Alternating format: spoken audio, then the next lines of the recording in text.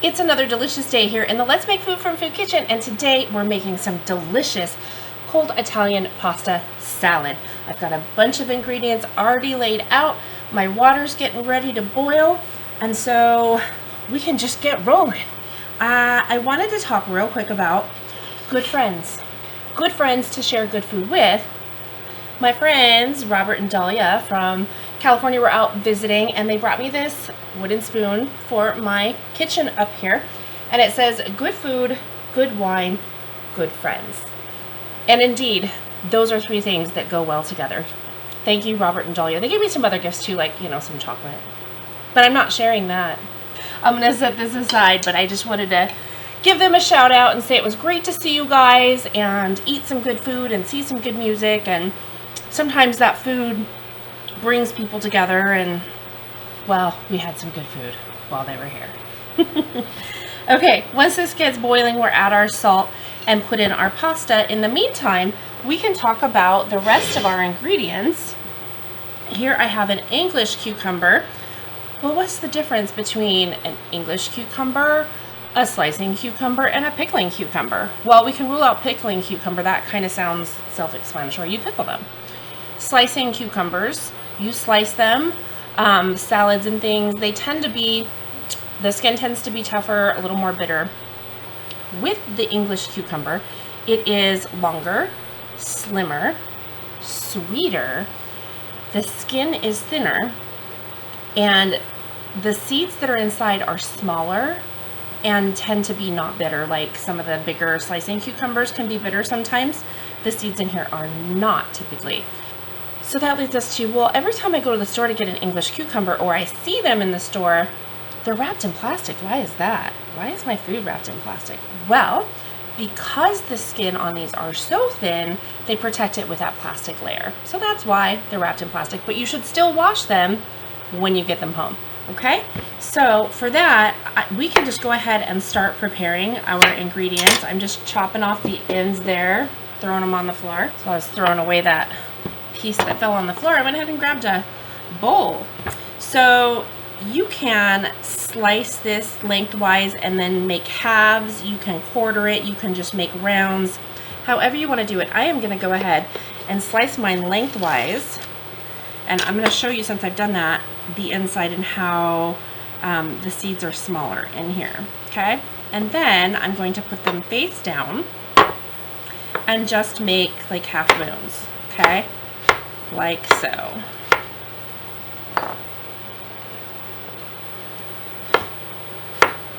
And we can be doing this while our pasta water is heating up and boiling and our pasta's cooking, so that when it's done, we're almost ready to put it together. Okay? And I'm doing the cucumber, but once I'm done with that, we're going to switch over to our vinegar olive oil, because we want those flavors to come together for a little bit. Okay, so I'm going to use my measuring cup to mix all of this together. I have 3/4 cup olive oil and 1/4 cup vinegar. That's red wine vinegar. I haven't made that from scratch. I haven't learned how. I do make apple cider vinegar. I want to put in my salt, garlic powder.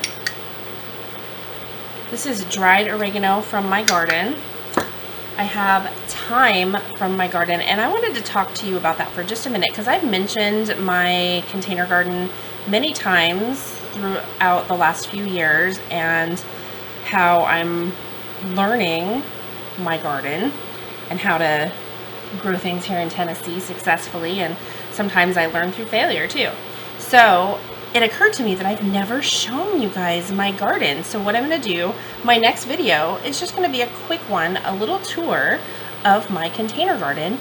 And please do, if you are an avid gardener, container or otherwise, if you have any tips, if you notice something that doesn't look right, please kindly make a suggestion in the comments. Help me out. I really do want to, my goal is eventually, we're looking for property at some point, to have a greenhouse and grow more of our own fruits and vegetables. So I'm taking this time to learn how to do that. So please do watch that video.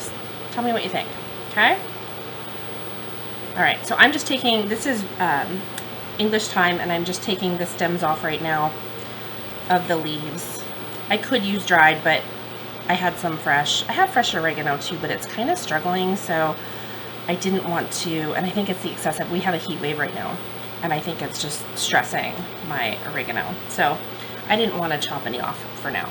So now I want to do pepper, and it should be about 1/4 to 1/2 teaspoon. It's salt and pepper is always to taste, but with pasta you definitely need some salt because it soaks up that flavor pretty easily.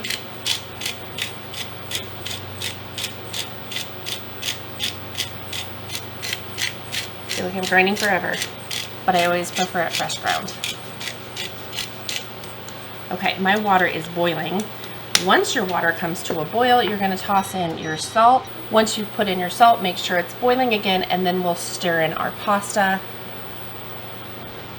In the meantime, I'm going to stir up my vinegar oil mixture with my herbs.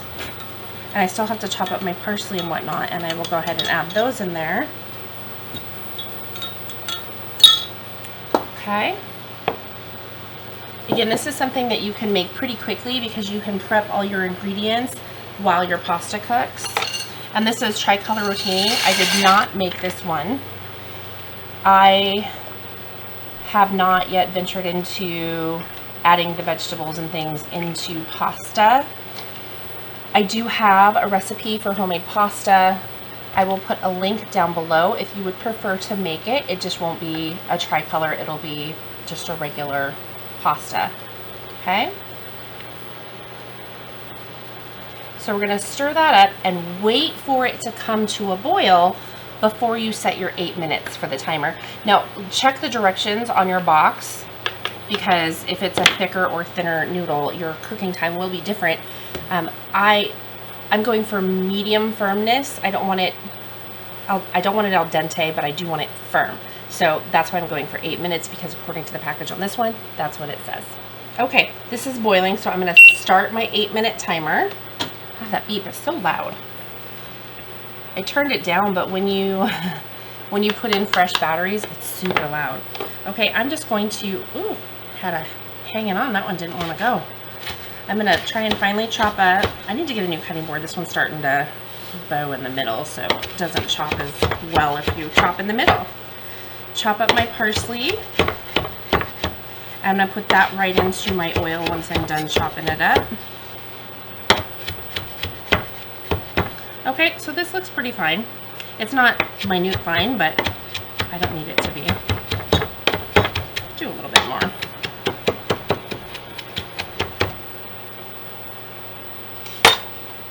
Okay, so I'm going to bring this back over here and put all this in there. You could just sprinkle this on when you're done, but I like to put it right in there. Okay, and the basil, you can do the same thing with, though I'm going to add that separately.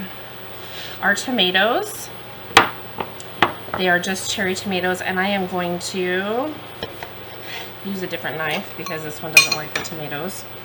I need to sharpen my knives. Okay, and I'm just going to quarter them. I don't want big, huge pieces.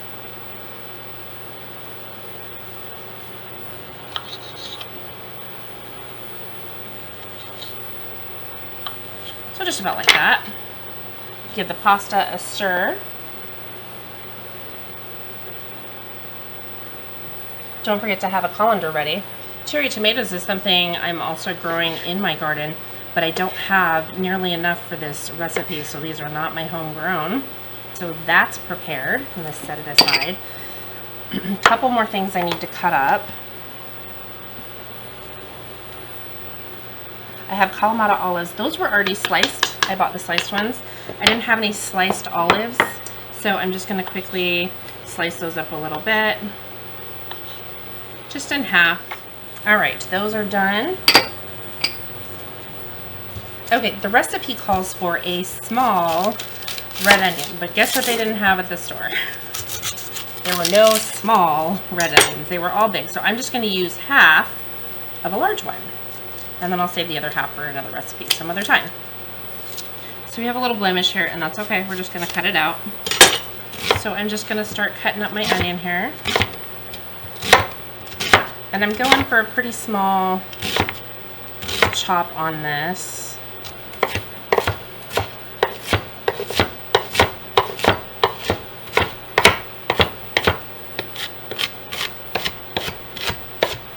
I'm gonna toss these onions right on top of my cucumber. Not trying to keep anything separate really, it's just for having it ready to go. I'm gonna take one noodle. I always like to just check it before I drain it. Let it cool for just a second. It's still hot. Perfect, okay, that's hot. So I'm gonna drain my pasta and I'm gonna run some cold water on it to cool it completely. Okay, that is done. It's gonna sit there for a little bit, cool off some more, and then I will run cold water over it one more time. I'm gonna set this back over here. I have one more veggie to cut up. I guess it's an herb before I switch over to my other cutting board. If you'll remember, if you've watched before, thanks for coming back. I don't use my wood cutting boards for meat. I always use the plastic because I can sanitize those a little bit better. So wood is only for fruits and vegetables. I use meat and cheeses on my, what is it, I think it's polycarbonate. I just call it plastic most of the time. Okay, just stick that right back in this bowl. So I'm gonna switch out my cutting boards so I can cut up our Genoa salami. All right, I have not gotten into curing meats yet, so this is what I have. It's boar's head uncured Genoa salami, and I am going to use the full 9-ounce package here. I think my recipe says 8 ounces, but why leave an ounce behind? Or, you know, maybe I could sample it. Okay. I like the Boar's Head brand. They tend to be a little cleaner. It's not a paid deal. It's just something I like. Okay. I keep rinsing my pasta as I go. Okay, so I'm going to quarter this.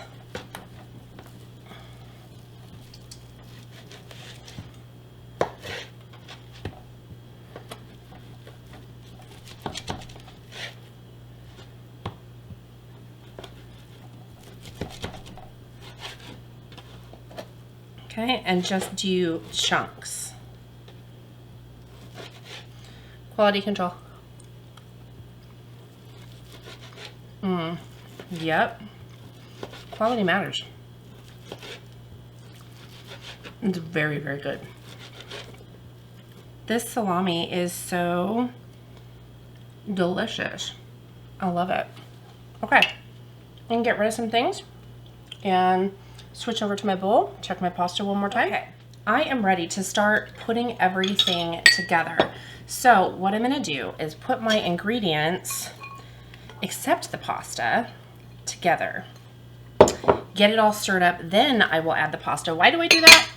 Well, it's pasta, and you can put it in the fridge before you mix it to make it a little more sturdy, but when it's freshly boiled, it can tear apart pretty easily, and I want to keep it together as much as possible.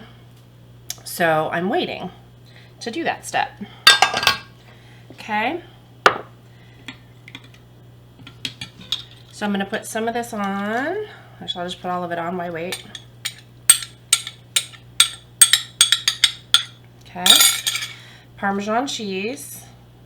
I'm gonna go ahead and grab my pasta now. So I'm gonna stir this up really well before I add my pasta so that we're just a little more gentle on our noodles. Okay, look at this already, it looks beautiful. Okay, and in we go. This bowl's almost not big enough. And gently give it a final stir. Now, if you can let this sit in the fridge for an hour or two for the flavors to come together, that's great. And if you don't have time, that's fine too. This is a great side dish. It's a great meal all by itself. There's a lot here. In fact, I'm gonna need some friends to come over and help me eat this because it's a lot. All those little ingredients quickly becomes this large bowl. Okay, so now is where I would say give it a taste. Check your salt and pepper content if you feel like you need to add any more herbs or anything, but I'm gonna go ahead and try and get a little bit of everything on my fork. Tomato, could be challenging. Cucumber, I got a little onion, and I got olive, both kinds. Okay, it's a big bite.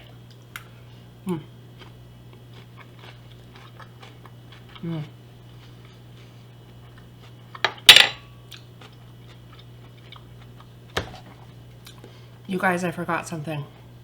Stand by. Mozzarella cheese. I keep it in my fridge until I'm ready to use it, especially in the summer because it gets so hot and I don't want my cheese getting icky. So, yet another ingredient I have not yet learned how to make, though I understand with cheeses, mozzarella is a good starting point. So I'm just going to break these. These are pearls. Sometimes you can buy it in the liquid and then you just drain it. This, I actually like it this way. And I'm going to just break them all into there and then stir it one more time. I can't believe I forgot. But again, out of sight, out of mind. But as soon as I tasted it, I was like, wait, there's something missing. Here it is. Happens, I'm human, just like you guys.